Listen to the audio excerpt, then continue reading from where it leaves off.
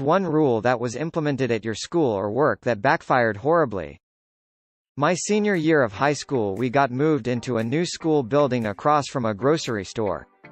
The builders put walls up over the plumbing for water fountains by accident, so there was a huge increase in reusable water bottles, and the school put up a vending machine entirely full of water. Now I suppose it's time to mention that this was in Washington state, where you can sell liquor in grocery stores along with anything else. So some freshmen got the bright idea to start stealing vodka from the store, access the street, fill disposable water bottles with it, and sell it to other students. This caused a huge problem with a large population of drunk underclassmen wandering the halls of the school and getting into trouble. Finally, the staff got together for a meeting about what to do. Someone suggested banning water bottles. So now students had no access to water during school hours, and everyone was enraged. There were articles written about it and parents complaining. People all over town were talking about how we had a ban on water. They eventually lifted the ban, and the vodka problem resumed. TLDR, my school had kids selling booze in water bottles and banned water. Not sure if it was exactly a rule, but my middle school once encouraged kids to not touch each other at all to reduce physical harassment cases, even friendly gestures among friends. All that did was get the kids running around touching each other around campus for about a month and a half, screaming physical harassment as they did so. To add insult to injury, they did it twice as often in front of the admin, who made the presentation about it. In my dorm, if you did something that triggered the smoke fire alarm, you had to do a safety presentation for everyone on your floor. This was intended to deter pranksters from pulling the alarm.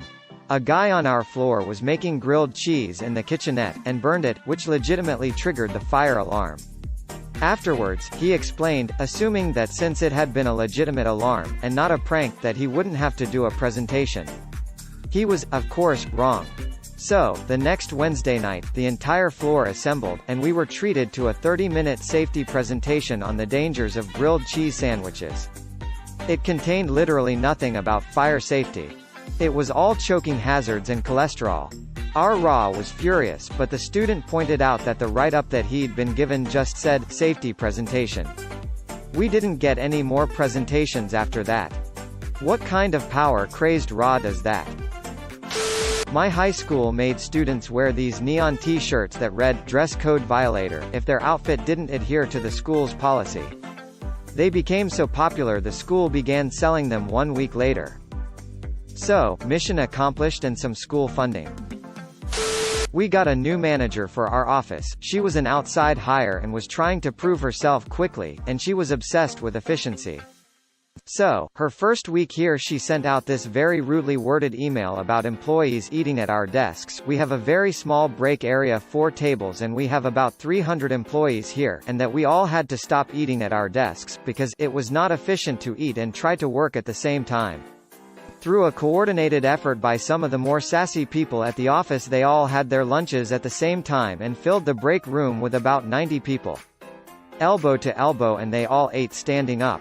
Literally, the next day after that happened, she sent out a follow-up email saying that we could eat at our desks, but she advised us to take a break from our work from time to time. It was pretty funny. School I attended emailed the entire student body to not use Yik Yak because students were being bullied on it.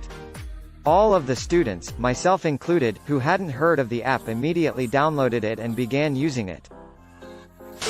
If you return a library book late, your parents would have to return it and explain why it's late. It worked about as well as you would think. The rule lasted a few months before they figured it wasn't worth the cost of replacing all the books. My 4 years of high school were full of my school trying out new policies and procedures to use in the future. My sophomore year, my school decided to make tests count for 100% of the grade, and homework count for 0%, but it was still assigned. And as you'd expect, kids did absolutely no homework. The ones that didn't retain information well, or were bad test takers, struggled pretty hard to make the grade without homework padding it. Our failure rate was pretty high that year. Then my junior year, they brought homework grades back and made a new rule that there were no due dates, nor penalties for turning in late work for your 6 weeks. We didn't do quarters. As long as it was before the next 6 weeks started, you were good.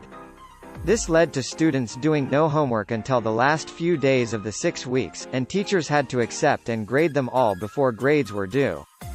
This put teachers under immense stress by causing them to work insane hours and spend every hour at home grading, which made them very irritable and more likely to just shove pointless activities and busywork at us until they could finish grading. This was actually in the news a couple of months ago. We had a really hot summer last year, and the boys at my little brother's secondary school were mad that they couldn't wear shorts but the girls could wear skirts. The junior leadership team brought it up at a meeting, and the head teacher jokingly went, "All right, if the boys want to wear skirts, then let them." A group of boys went to school wearing skirts the next day.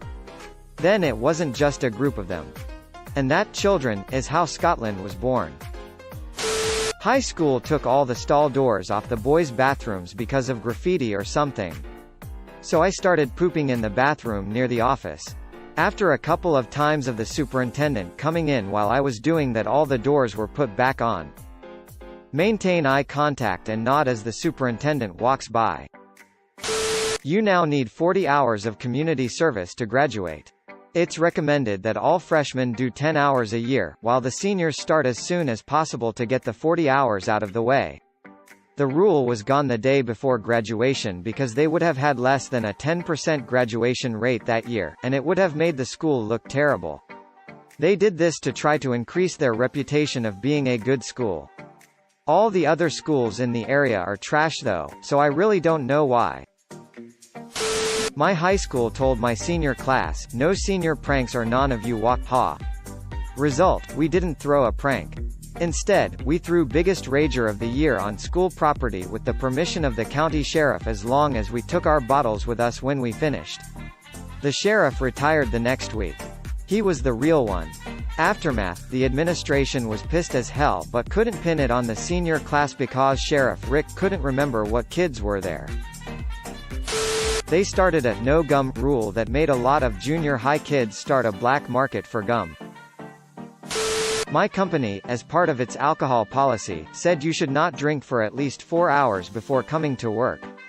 When engineers got called about production problems over the weekend, they all just had a beer but could be there in about 4 or 5 hours.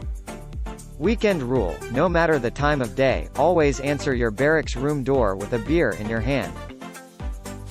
An insane amount of time and hand-wringing went into my office's dress code policy. When the final draft was ultimately released, every department head had a valid reason why their staff should be exempted.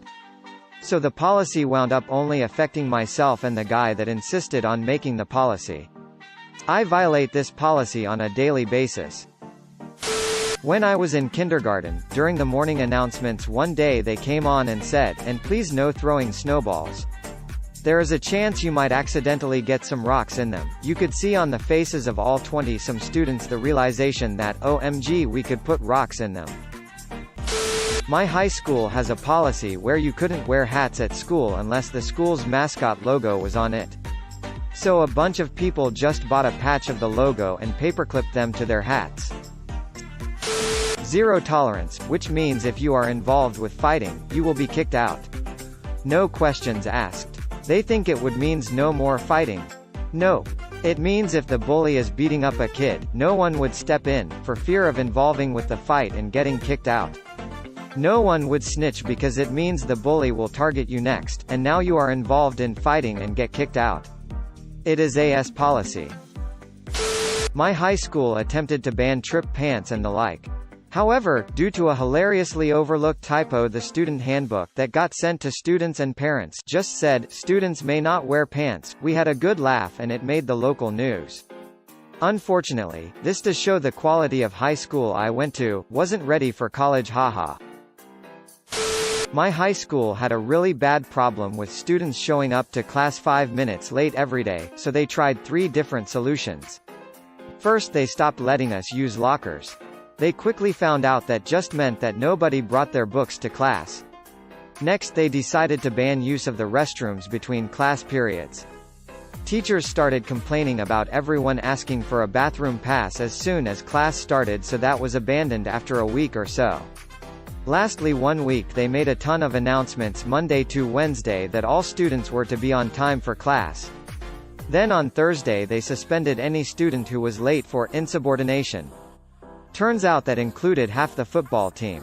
This occurred right before the biggest game of the year. In a town of 4,000 people, this game attracts approximately 16,000.